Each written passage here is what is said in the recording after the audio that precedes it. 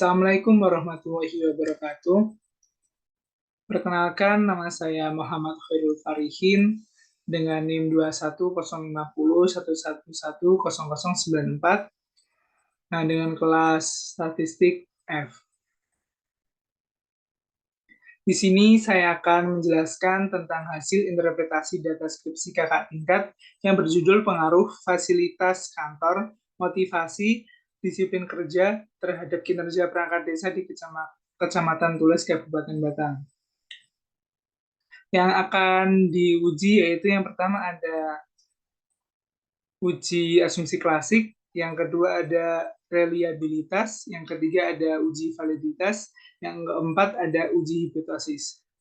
Di sini yang diuji variabel dependennya ada kinerja perangkat desa, dan variabel independennya X1-nya fasilitas kantor, X2 motivasi kerja, dan X3 disiplin kerja. Yang pertama, kita akan membahas tentang uji asumsi klasik. Di uji asumsi klasik, yang pertama, kita harus mencari uji normalitas dulu. Nah, dengan cara yang pertama, kita pencet Analyze. Selanjutnya ada linear, ada regression, linear. Kita pastikan dulu variabel dependennya sudah masuk dan variabel independennya sudah masuk. Variabel dependennya ada Y, variabel independennya ada X1, X2, dan X3. Selanjutnya kita masuk ke plots. Nah, kita harus centang dulu histogram dan normal probability plot. Selanjutnya klik continue dan klik OK. Maka di sini nanti akan muncul histogram dan diagram plot.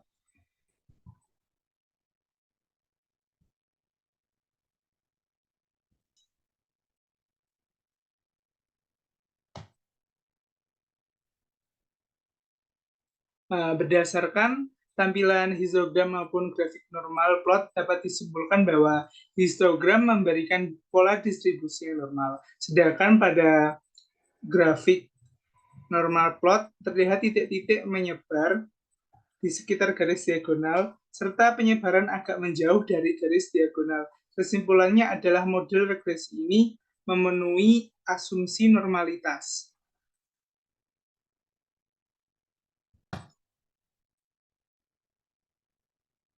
Baik, selanjutnya kita harus mencari uji Kolmogorov-Smirnov. Yang pertama ada analyze. Selanjutnya kita ketik non-parametric test, legality dialog, bahan sampel KS. Nah, selanjutnya kita masukkan res 1 ke tes variabel list.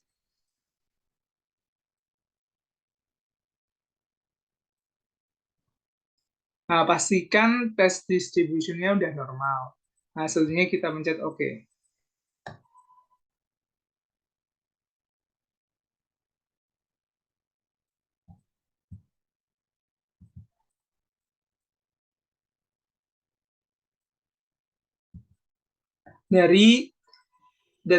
Pada tabel ini, out uji KS menunjukkan nilai ASYM basic yaitu sebesar 0,002, di mana nilai tersebut jauh di bawah 0,05, yang berarti data residual tersebut tidak normal. Maka dapat disimpulkan model regresi ini menyalahi normalitas atau data normal jika nilai ASYM basic lebih dari 0,05.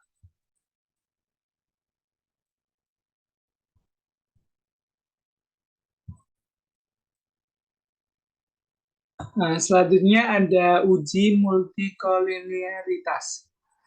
Caranya adalah kita klik Analyze, selanjutnya klik Regression, Linear, Statistik.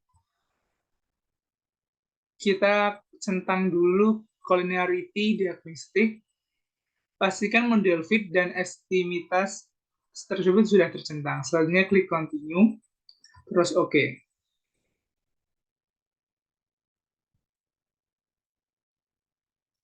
Maka akan muncul tabel koefisien. Berdasarkan pada nilai toleransi dan VIF, terlihat bahwa tidak ada nilai toleransi di bawah 0,10.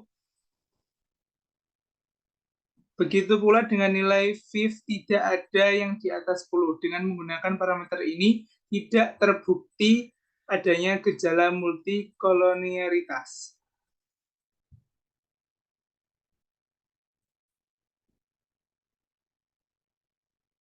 Selanjutnya ada uji heteroskedasitas dengan cara klik Analyze, Regression,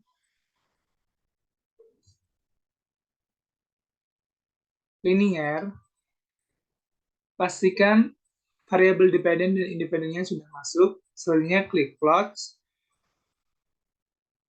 kita pilih spreadsheet, kita taruh di Y, dan ZBRED kita taruh di X.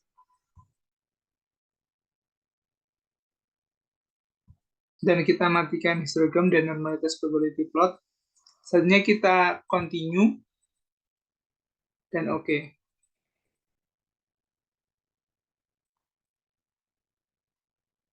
Maka akan terlihat grafik scatter plot. Terlihat pada grafik scatter plot di atas bahwa titik-titik menyebar secara baik di atas maupun di bawah angka 0 pada sumbu Y. Hal ini dapat disimpulkan bahwa tidak terjadi heteroskedasitas pada model regresi. Analisis dengan grafik plots memiliki kelemahan yang cukup signifikan, oleh karena jumlah pengamatan mempengaruhi hasil plotting. Semakin sedikit jumlah pengamatan, maka semakin sulit menginterpretasikan hasil grafik plots. Oleh sebab itu, diperlukan uji statistik yang lebih dapat menjamin keakuratan hasil, yaitu salah satunya dengan uji Gleiser. Uji Gleiser dilakukan dengan meregresikan nilai absolut residual atau ABSUI terhadap variabel independen lainnya. Jika beta signifikan, maka mengindikasikan terdapat heteroskedasitas dalam model. Selanjutnya kita akan membuat dengan uji Gleiser. Yang pertama, kita klik Analyze, selanjutnya Regression, terus Linear, terus kita klik tombol Save, kita centang residual, kita tentang unstandardized pada residual, dan kita matikan unstandardized pada predicate values, klik Continue, dan klik OK. Nah, selanjutnya kita akan membuat res1 dengan cara transform, klik transform, compute variable, target variabelnya kita klik ABSUI. Di function group kita klik all, terus di function and special variable kita klik ABS, lalu kita masukkan res1 ke dalam numeric expression.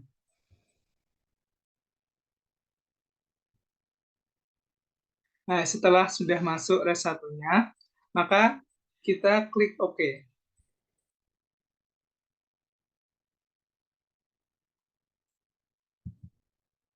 Maka di sini sudah terbuat ABSUI. Setelah kita sudah membuat variabel baru, yaitu variabel ABSUI, maka selanjutnya kita klik Analyze, Regression, linear. Nah, variabel dependennya kita ganti dengan variabel UI, variabel ABS UI.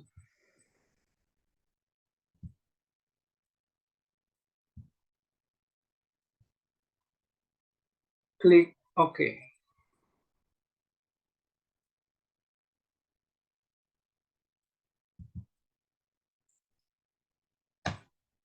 Nah, maka akan muncul yaitu output SPSS menunjukkan nilai probabilitas di atas 0,5 yang berarti keempat variabel bebas tidak mengalami gejala heteroskedinitas atau dengan kata lain semua variabel independen yang terdapat dalam model ini memiliki sebaran varian yang sama atau homogen.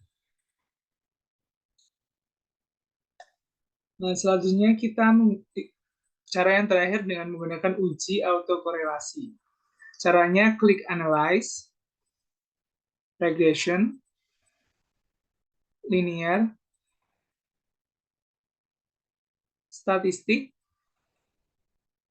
Kita matikan Collinearity Diagnostic dan kita centang Darwin-Watson pada kotak residual. Klik Continue dan OK.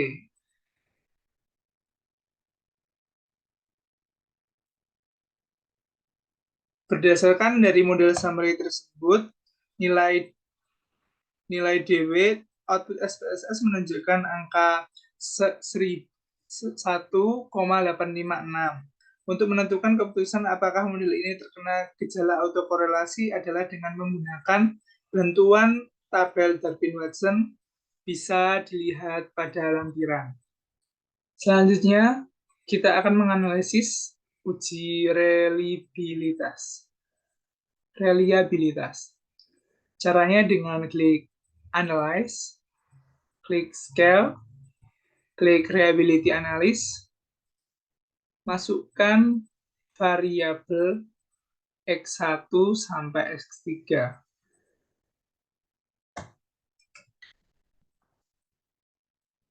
Selanjutnya klik Statistik, kita centang Description for Item, Scale if item delete. Selanjutnya inter item kita klik Correlation. Pastikan alpha table sudah none. Selanjutnya klik Continue, klik OK.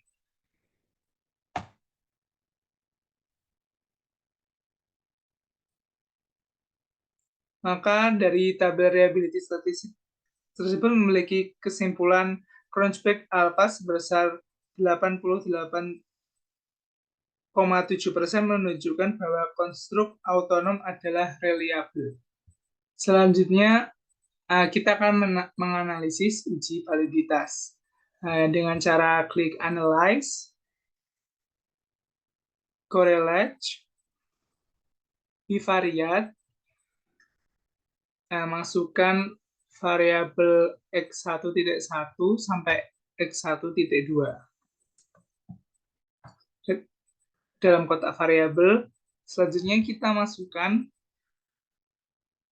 variabel X1-nya. Klik OK.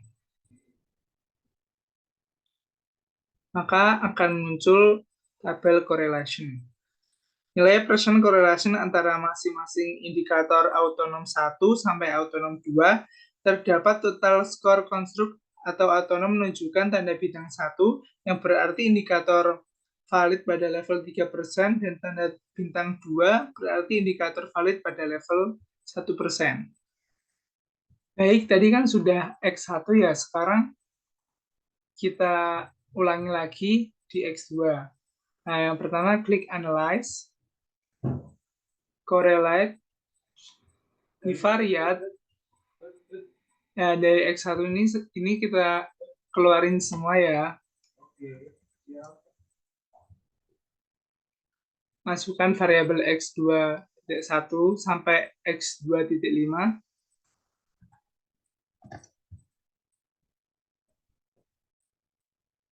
Selanjutnya kita masukkan variabel X2. Klik OK.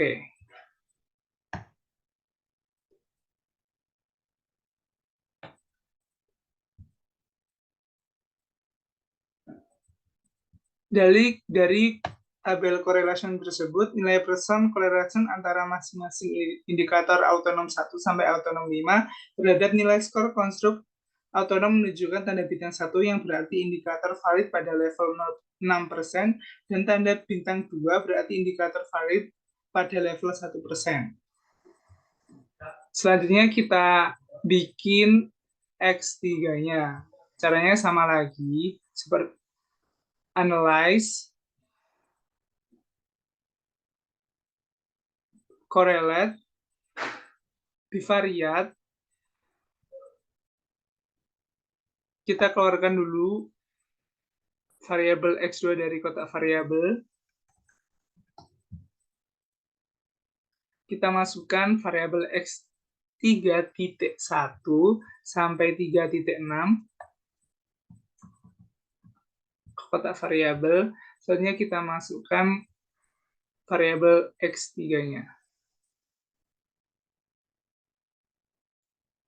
Klik OK.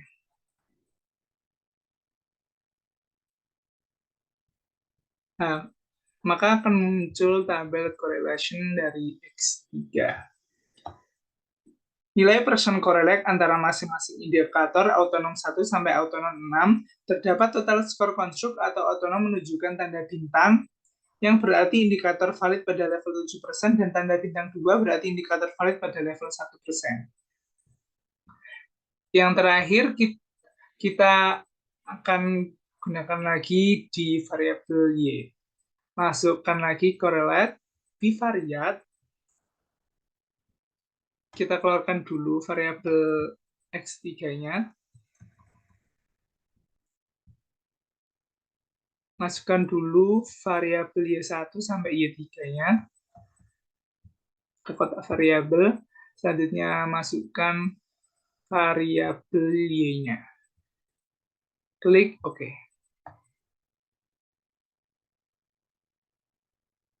Maka nanti akan muncul tabel correlation dari Y. Nilai persen correlation antara masing-masing indikator autonom 1 sampai autonom 3 terhadap total konstruk atau autonom menunjukkan tanda bintang 1 yang berarti indikator valid pada level 4% dan tanda bintang 2 berarti indikator valid pada level 1%. Selanjutnya kita akan menganalisis uji hipotesis. Berikut tabelnya. Sebentar.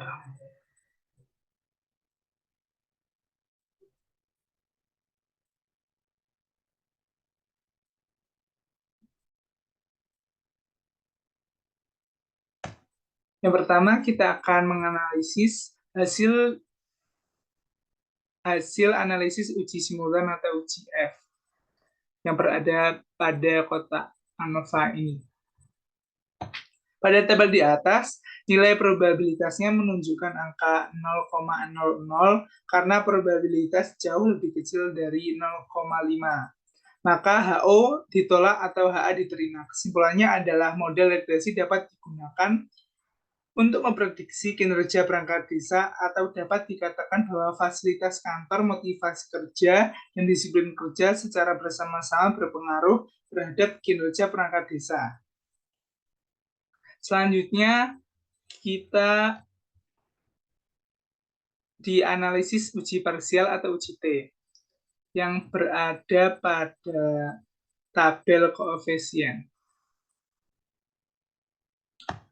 Nah, lebih detailnya untuk memahami analisis regresi, kita juga dapat menginterpretasikan melalui model penelitian yang telah dibangun di awal kinerja.